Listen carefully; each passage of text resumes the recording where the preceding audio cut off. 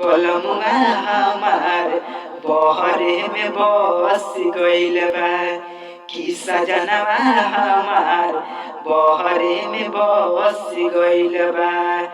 घरवे में छोटका देवरा,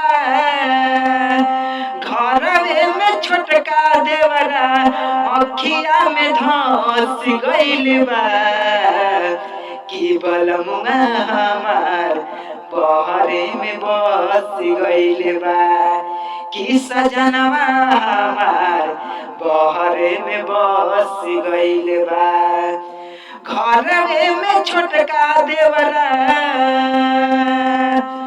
घरवे में छोटका देवरा अखिए में बस गइल बा कि बलमुआ हमार कि सजनवा हमार बहरे में बस गइल बा कि बलमुआ हमार बहरे में बस गइल बा।